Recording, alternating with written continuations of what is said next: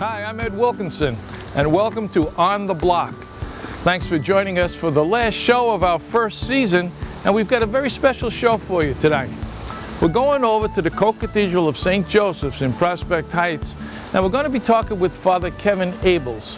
Now, Father Abels is the pastor of St. Sebastian's, a very busy parish in Woodside, but at one time he was the director of the Diocesan Vocations office, and he's got some special insights about priesthood.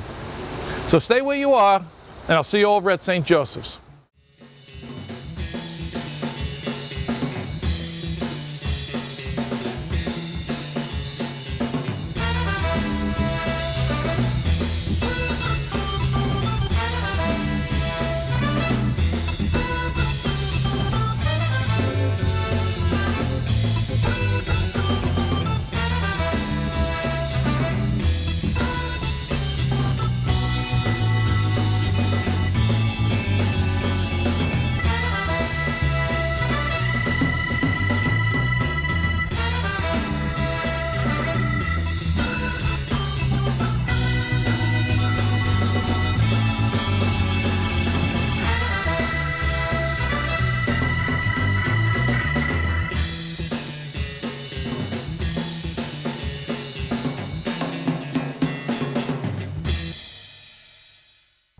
Father Kevin, thanks for joining us today.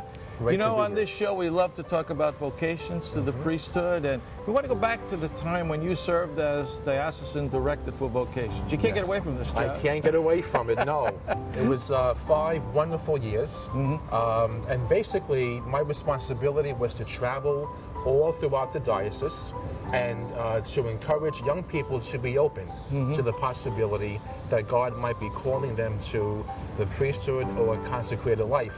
Not many young people have thought about it because we hear bad stuff about priests and the church going on. So I saw my role as rallying all of our people and to make it positive and to tell the good that we do, because there's a lot of good that we do that's not getting out there. Yeah. Well, what is the state of vocations in this diocese? Now, we hear about vocation crises, but when all the priests in this diocese get together, it looks like we have a lot of priests. A lot, especially in my parish, 4 priests. So there's not a. So we have a crisis here? No crisis. No. We had 10 men just ordained a couple of weeks ago by the grace of God. We have, I think, about 45 men right now on the college level and in the theologate level, discerning priesthood. A lot of young men, very diverse, coming from different backgrounds and ways of life, form of vocations, working, in the world and what have you. So they're out there. I think we are at least trying to encourage them to think about it. You can never force them to do it, but as long as we plant the seeds, we see the results. Yeah. So many of the stories that we have told on this show are different from, say, what seminarians' life would have been years ago. I mean, the men seem to be a little bit older when they enter. Yes. A lot of people might decide later in life almost as a second vocation to become a priest. Sure. Is that different today than it was, say, 30, 40 years ago? For sure. A lot of it shows that God can call at any stage in one's life. And these men who are older, who have gone out and worked in the world, they have always thought about a vocation, but they put it to the side. They always say that. They say the idea was always there somewhere. The idea, it got stronger and stronger over time. Many of them have said that they haven't really given enough time to think about it or to discern it because they just came out of college and they had an opportunity to have a great job and to get financially secure. And then over time, that desire comes back. And then they go on a retreat, or they hear a vocation director or parishes, invite people, to come to an event or a discernment day or what have you. And that's where they reconnect, and then the Lord does this wonders. Yeah. We call this the Diocese of Immigrants, and we have such a diverse population here. Are the immigrant groups producing priests to serve their needs at this point? Absolutely, and that's where we try to tap into the immigrant community with all the ethnic apostolates, because they come here with a sense of church back in their other countries. And they come here and they share that. And in sharing it, they really do encourage it. I mean, we see it. They pray for it, and they do invite women and men to be open to it. So that made my job, and I know the current vocation director's job now, much easier, because it's not one person. It takes all of us together, and especially the immigrants who really are a blessing to us in that regard. How do you judge the job you're doing? I mean, it can't be a numbers game. Is it a numbers game? It depends on the day, right? It depends. Never about numbers. There's always the quantity. But numbers are important in the sense that the more guys you bring in into a particular community, whether it's the house of discernment, all right? You want 1 or 2 guys, you want 4 or 5. It just makes community life better, and the support and the encouragement that guys give to one another. So it's not a numbers game, but thank God our numbers are great. The more the better, because again, it just helps people to be supported and to be encouraged. You mentioned House of Discernment. Now that's a fairly new program. Yes. A lot of people might not be familiar with it. Tell us a little bit about what that's meant to do. The House of Discernment on Highland Boulevard in Brooklyn, named after St. John Paul II. Why? Because St. John Paul II attracted so many young people to respond to a religious vocation. So that's why the house is named after him. The purpose of the house really is for men who are either in school or working, and they're thinking about the possibility. And so the house offers a quiet atmosphere where they can pray, they can have contact with a vocation director, other spiritual directors, be involved in the planning of the vocation office in terms of retreats and events. And by a year, after 1 solid year, we kind of encourage them to make that next They step. actually live there. They right? live there. They live there. Exactly. They live there. They take their meals in community. There's a cook. Meals are provided. There's a chapel.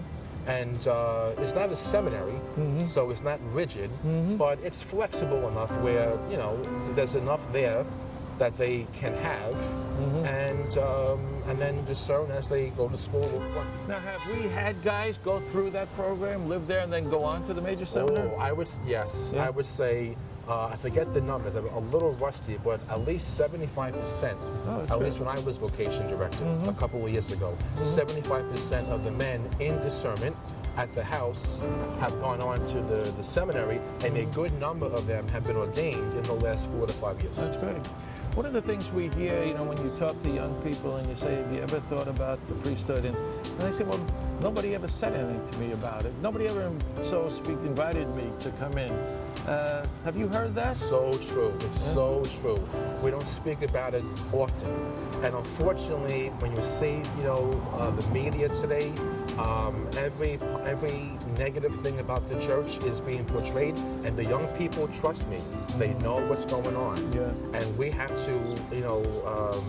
drown that voice out. Yeah. How do you combat that, Basically, as a parish priest now, going into the school and our religious education program, and just, giving a class or giving 15 minutes to it, or even in a homily, or in a column that I write in the bulletin. As vocation director, we, with the current vocation director now, Father Sean Sukil, we've established parish vocation committees. So we ask the committee, lay people, to present that positive message to young people as well. So there's enough to do. We just have to do it, be convinced of it, and trust that young people are. Because I think too often priests might say, even myself at one point, you know what, let them live their life, or let them go to school, or, but God is calling. Yeah. Good. We're going to take a little break now, and then we're going to come right back, okay? Thank you.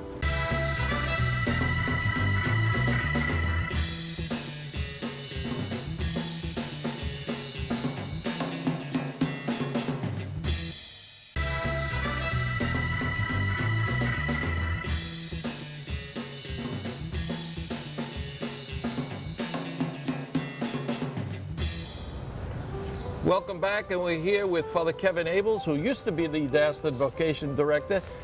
We want to get a little personal in this segment now. We've talked about the vocation situation in general.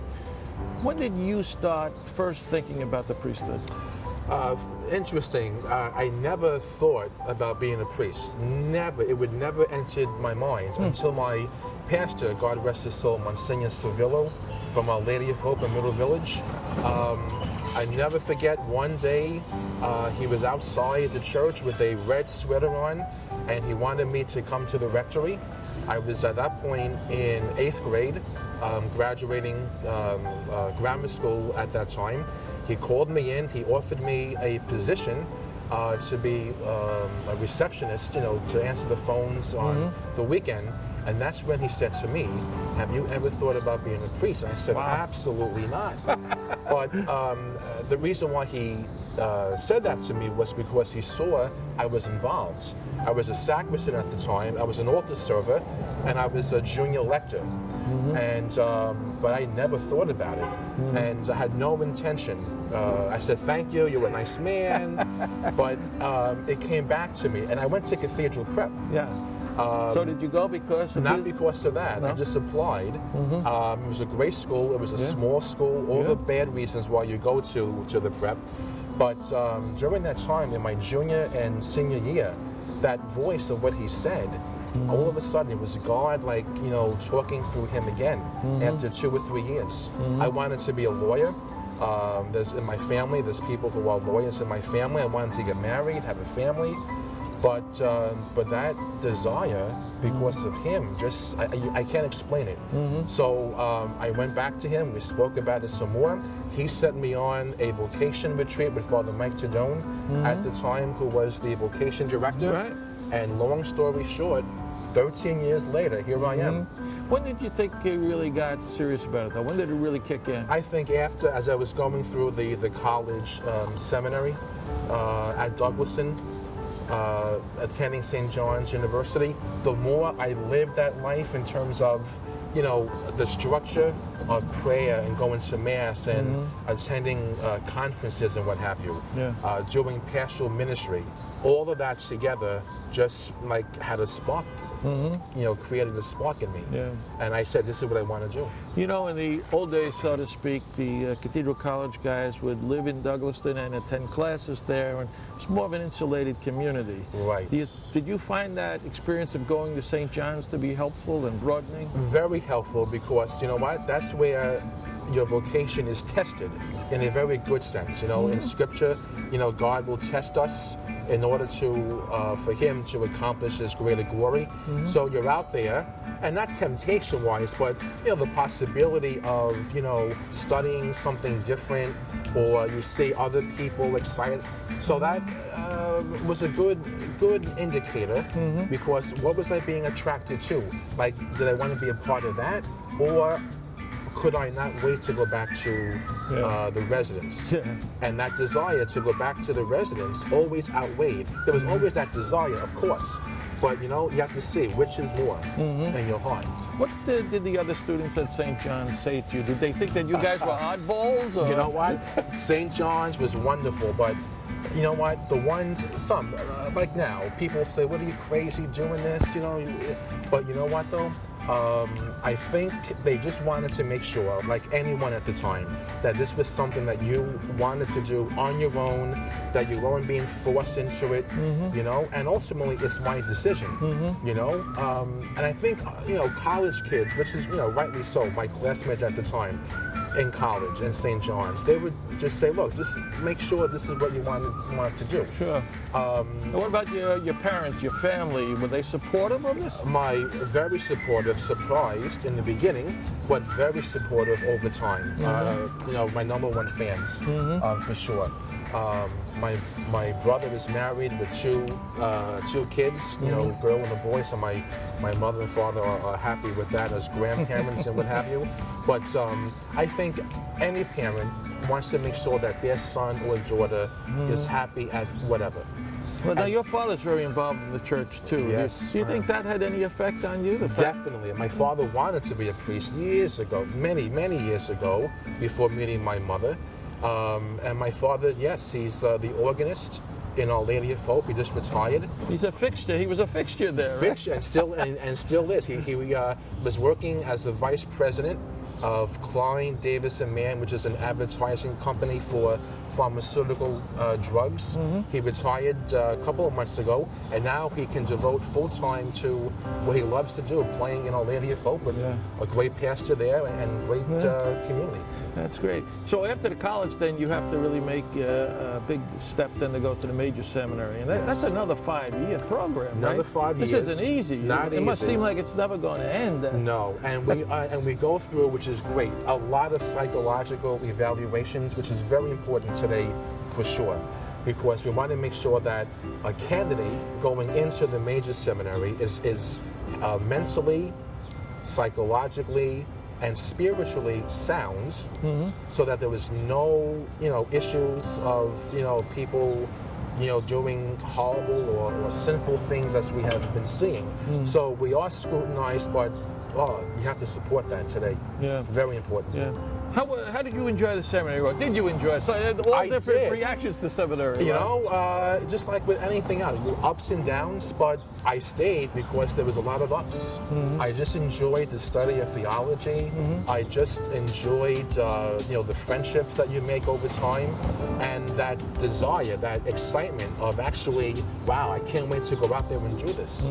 And then you had the break, you had the pastoral year? I did. Where does that come in the process? So we don't have it now, but at the time, it came after your second year of theology. So you're living there for 2 years, and now you go to the parish. And I went to St. Dominic's, and now Bishop Caggiano. At the time, Father Caggiano and Father Mark Schadweiger, two gem of men, and they really just supported. I've learned so much. They allowed me to make mistakes. So what kind of activities were you involved in? Well, with Bishop Caggiano, there was everything. 5:30 knocking on your door, basically to mirror him. So whatever he did, go into meetings. Oh, that's a tough. That's a tough one. Go into meetings, hospital visits. There was 5 committees that he formed at the time in the parish. So I would go to every single one of them. We had staff meetings. We would speak about, different groups and why he wanted to do this in the parish and what have you. So it was a very small parish, but very active. So you must get a pretty good idea then what a daily life of a priest is going to be. Absolutely, yes. Yeah. Living with them, and then just the demands and the responsibility and how people hold you up. It's really humbling. And it's frightening too. Yeah. You have to always be on call in the best sense of the term, and you have to be your best. You can't have a bad day. I mean, it sounds silly. Nothing nothing about it. But it's just that you got to be all things, in a humbling way to people. And then at the end of that time, you have to go back to the seminary and study for 2 more years. Is that a tough thing? That third year the fourth year going back was very difficult because, not that you don't study. Of course, you're supposed to read and study on your own, but there was not that formal environment where you would go into class every single day. So it took a while to get readjusted back. Sure. But then 5th year was right there. Yeah. Diaconate and priesthood, so you knew that going back, you were 1 year closer to the goal. And personally, how did you feel? Did you feel fully committed at that point, or are you still questioning what you still question, but again, it's the overall. It was more commitment. It was more excitement.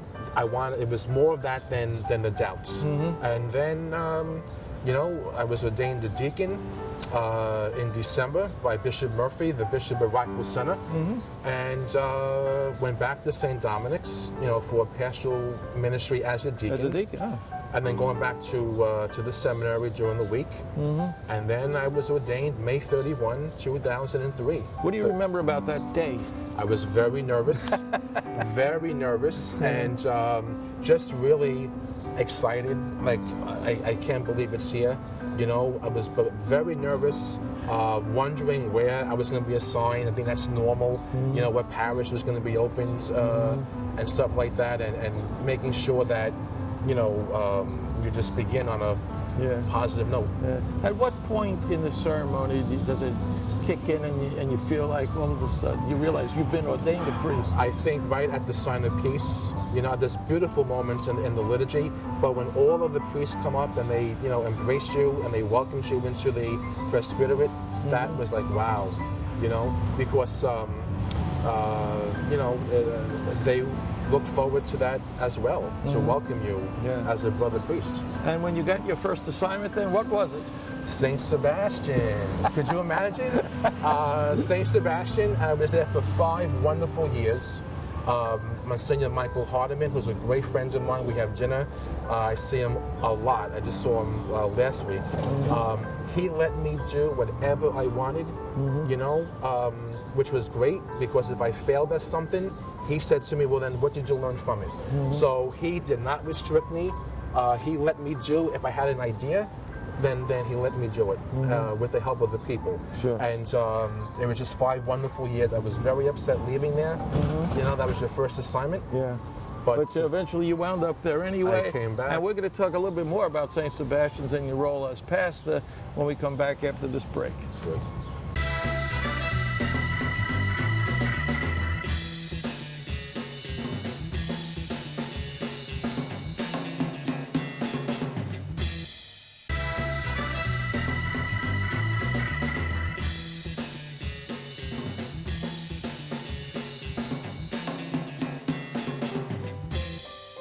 Welcome back to On the Block. I'm Ed Wilkinson, and this is Father Kevin Abels that we've been talking with, Father, and we talked a little bit about being reassigned back to St. Sebastian's as the pastor now, and this is a pretty busy parish, isn't it? Very busy. Honored to be there, really. It's going home, a great homecoming, a lot of work. 6,000 people go to Mass on Sunday. We do the Mass counts that the Diocese asks for a number, and we get anywhere between 58 to 6,000 people on a given Sunday. Very diverse. We have a strong Irish community that's still going very strong, that really love and support the parish. They are an example to all of the other groups we have, Filipino and Hispanic and Korean, a small Korean community. So we look to the Irish community as the example because of their love of parish and the support that they give to the church. Sure.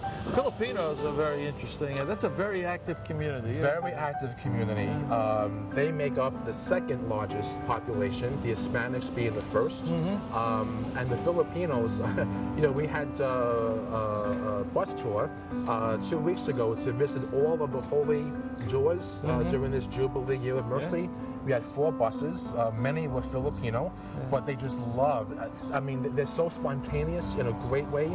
They just love their faith and they love their parish and they want to get involved in so many ways, and they come in droves. They come from all over, New Jersey, from Brooklyn. They call Woodside Little Manila. So it's a very strong, and we're blessed to have them and all of our parishioners, really. So tell me a little bit about what your daily life as a priest is like. It's never your own. It's never your own, and I'm sure it's different in every parish, but at St. Sebastian's, we get up in the morning. What happens? Well, you get up in the morning and you say your prayers and you say, God, just guide me through this day, because you don't know what's going to happen. We have our rectory is very busy in the sense that a lot of people come to the doors of the rectory.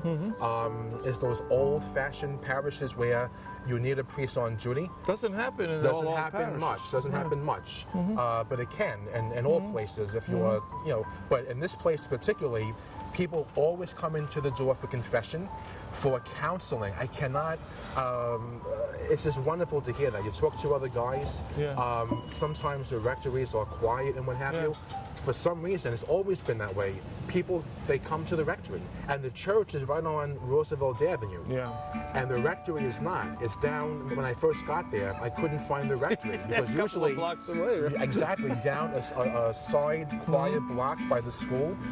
Could you imagine, I always said this, if the rectory was right next to the church, we would be even more busy and even more. But people come to the door and have to be on call for that because we don't know the need. They want, it could be something simple as blessing a rosary or a statue, or it could be something critical as, you know, my marriage is going through a tough time, or I need some spiritual direction and counseling. So very busy in that regard. We have 4 weekday masses. We get about 300 people for that during the day. We have adoration of the Blessed Sacrament all day from 7:30 in the morning after Mass until 6:45 p.m. at night before the 7 o'clock Mass. There's 5 buildings that I have to, you know, to monitor and oversee. A parish center with a swimming pool, the only one in New York State that has a swimming pool. We have a chapel that is just beautifully renovated, a beautiful church that was an old movie house, Lowe's Theater, a convent, and a school. So there's a lot of administration, but I try to put certainly, of course, the pastoral work above that. But it's very demanding, but I love it. It's a spectacular church, you know, because, as you say, it's built into an old movie theater. Exactly. So there are no windows in the church, no stained glass windows. No windows at all. No pillars in the church, except for the people. And Monsignor Affinity, who was the pastor there in 1991, he had this wonderful campaign. I mean, credit to him. What he did to that church, the old movie house, the ceiling was all black. And what he did with his the architects and the designers who came in, what he did to that church and the ceiling, it's beautiful. It's just magnificent, you know? It's just really magnificent. What's it like to celebrate Mass there? That must be quite a sight to look out at. Humbling to see crowd, you know, the massive crowds, you know, that come in, and the diversity. And it's like you're on stage in a good sense, you know. It's just, you know, I love crowds. Sure. And I love a lot of people, and that is just a great place to be. Yeah. What would you say is your greatest joy as a priest? Being able to celebrate Mass and to see how people's lives are changed by the reception of Holy Communion, to celebrate all the sacraments. Confession is very humbling. There are people who have been away. They are afraid to come back, and your approach, you know, the priest's approach, when you see their emotion after being away for many years, crying, even 7 o'clock in the morning, the daily Mass, to see 35 people come to church before going to work. I mean, it's really, so it's to see it's to celebrate the sacraments for the people and to see their love of the church. It's really, it makes our ministry very fruitful. Sure. When people come back to confession after a long time like that, what do they say to you? What was the impetus? What was the moving point to get them back? I think a lot of people told them that what they did was horrible and that they're no good. They had a bad experience with the church, right? With the church, but even with people. You know, not priests for sure, at times, but lay people, you know, their friends, their family. When you're told that what you've done is wrong, then you're going to walk around saying, how can God possibly love me? But when you promote it, or they'll come to church somewhere and they'll see as we have done with Rockville Center in New York during Lent, and now I think Advent, they want to try something too. When you offer confession and you make it available and you talk about it, they do come back. Something brings them back. And as I said, it's humbling to see their reaction after that. You spoke earlier in the show about the great experience you had as a seminarian in the parish, a deacon in the parish. Do you get seminarians who come to you and work with you there and expose them to this great place? I guess as vocation director, I've been lucky. In fact, the seminarian now who was with me the last 2 summers, Akena, he's from Nigeria. He'll be ordained, please God, a deacon in November. He was the last candidate I brought in before becoming pastor. So it's just wonderful to see him. So I keep him busy. He's right now working with Father Rodnev, one of our priests, in developing a stronger homebound so we can have more people be visited and given Holy Communion and what have you. And then he just comes with me to wake services, to meetings, He'll sit in on me on a counseling session with the approval of the person. Sure. Of course. So.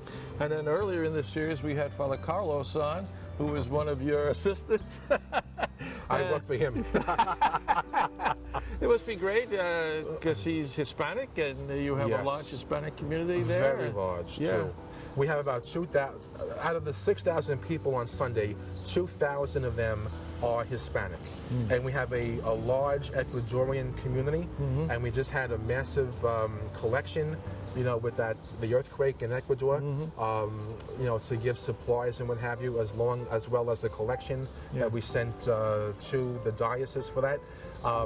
But yes, Father Carlos has done great work with the Hispanic community.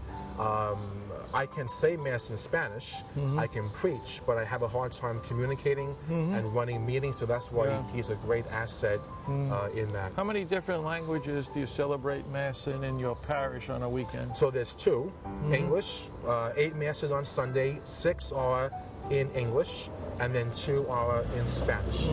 Do you ever have a Mass in Tagalog for the Filipinos? Not yet, but that might be changing soon with the grace of God. We might be getting a Filipino priest coming to us. Are you giving us a little sneak preview? A little sneak preview. Yeah.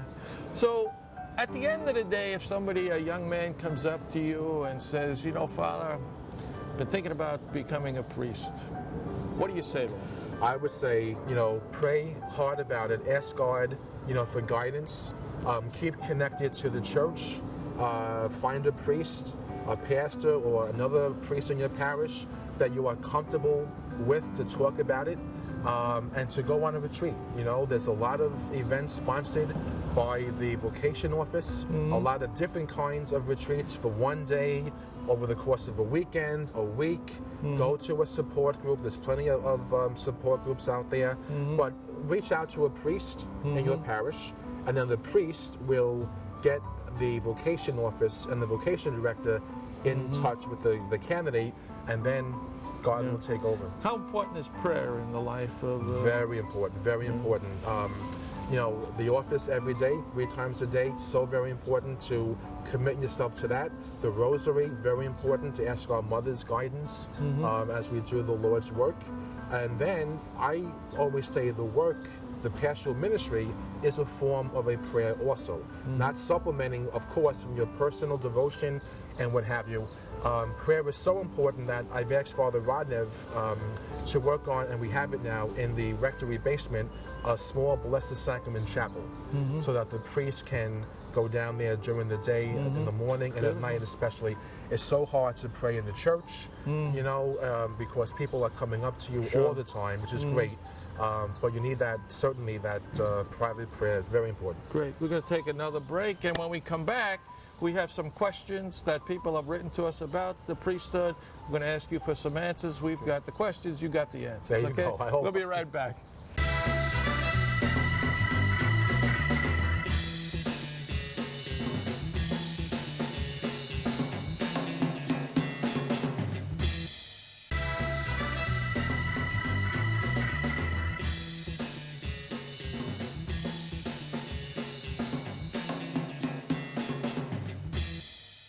Welcome back to On the Block. Ahmed, this is Father Kevin.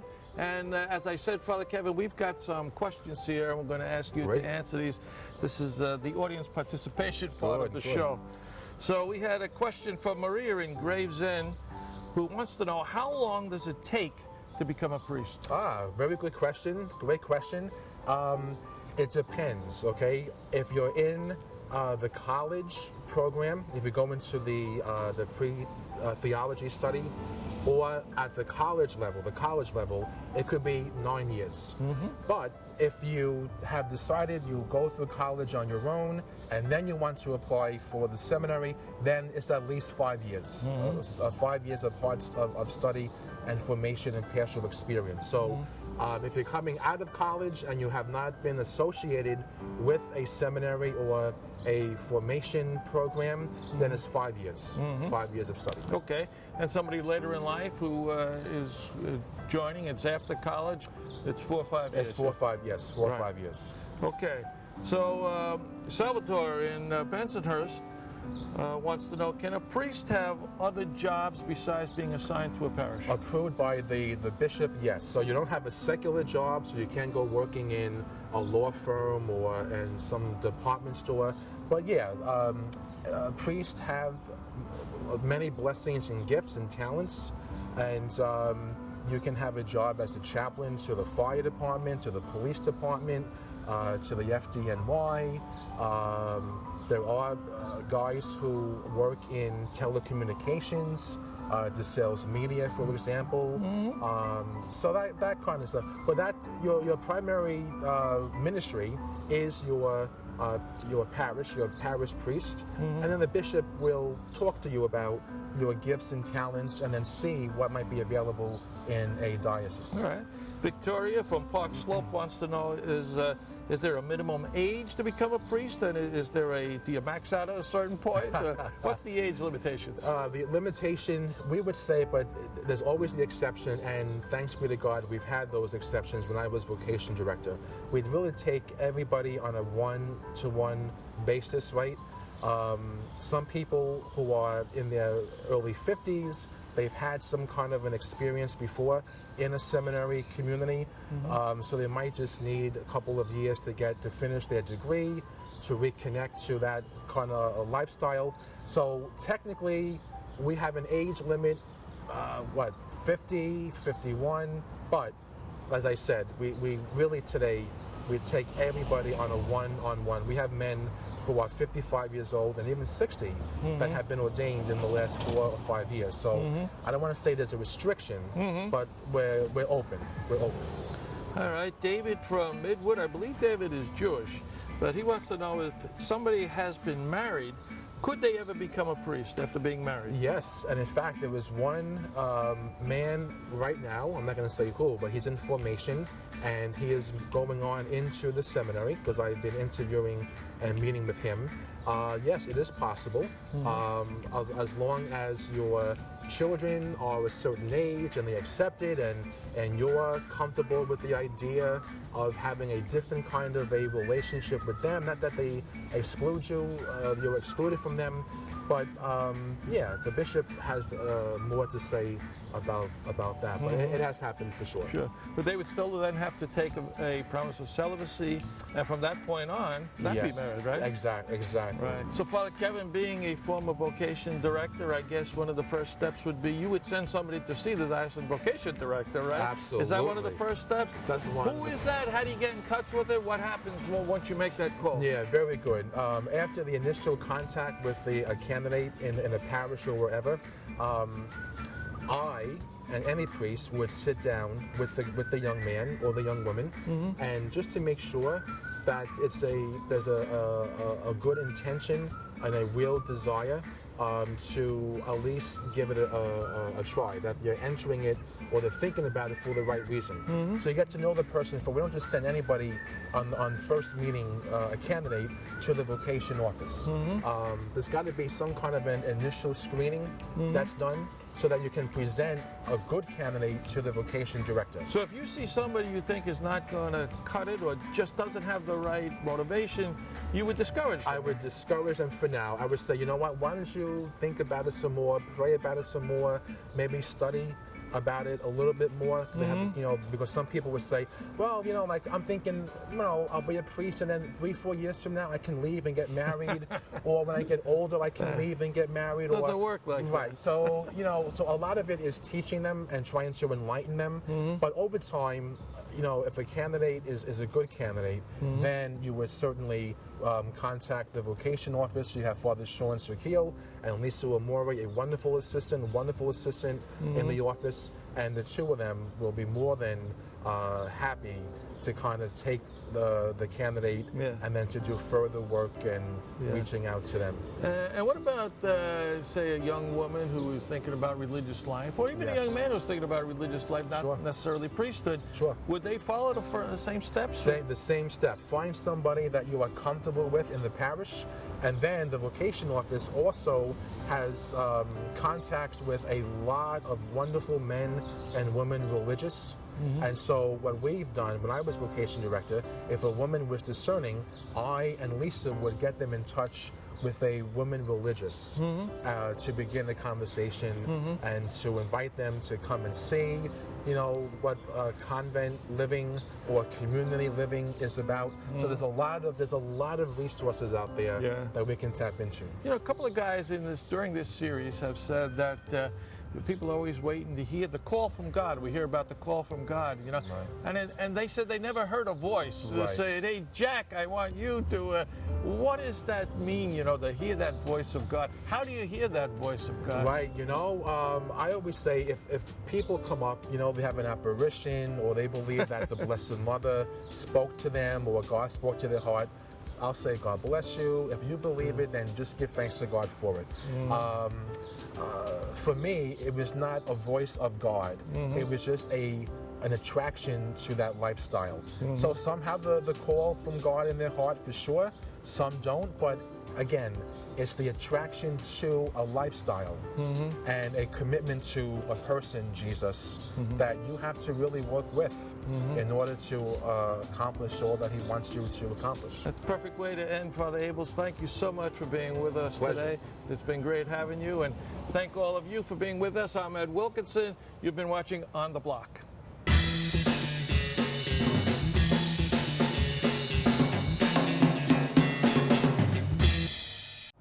So, hi, I'm Ed Wilkinson, and you've just watched the final chapter of On the Block for this season, our first season on the air, and we've had a terrific time talking to the priest of this diocese. The final session that we did was with Father Kevin Abels, who used to be the Diocesan Vocations Director here in Brooklyn and Queens, and anybody who's thinking of becoming a priest, well, we had some pretty good tips for you from Father Abels about what to do and how to go about it. During the season, we've had some very interesting men here on the air. We started with Father Michael Gelfand over at St. Finbar's, and if you remember, Father Gelfand was a convert from Judaism. Very interesting story about conversion and then why he became a priest. And we had older men who became priests, like Father Tom Vasilati, who had a whole career as a musician, played the bass fiddle for some Broadway musicals, but always the idea of priesthood was there, and he decided to become a priest at a little later age than usual. Another great guest. And we had Father Giulietti, Father Steve Giulietti, who played the piano for us. You remember, very talented guy. Like so many of our priests, they have hidden talents that we really don't know about. We're able to bring them to you here on the block. We've tried to reflect the diverse ethnicities of our priests. We had Father Alonzo Cox with us, who's an African-American young priest, the youngest pastor in the diocese. He serves over in St. Martin the Porous Parish in Bedford-Stuyvesant. We had a great sit-down with Father Alonzo. Father Carlos we spoke to, a young Hispanic priest in the diocese at St. Sebastian's, doing great work out there in Woodside among the Hispanics and the other communities there in Woodside. So we've had a great season. We want to thank you so much for being with us, and the show has created quite a buzz. We've gotten some great reactions from you, the viewers, and we hope that you're going to come back and watch our second season. We have been renewed, that's the good news, and we will be back in the fall with a whole new group of priests here in the Diocese of Brooklyn. So as I said, we've talked a lot about vocations, and we hope we've stirred up some interest in some of you, our viewers, who might be thinking about priesthood, and now you've got some practical information about what the next step would be. We're running the information about the Diocesan Vocation Office right now on the screen here. Father Sean Sukiel is the Vocations Director in the Diocese. He's a young, energetic, dynamic priest. He'd love to talk to you about a vocation to the priesthood, or even to the sisterhood, or to the brotherhood. So, thanks again for joining us here on the block, and be looking for us again in the fall for our second season.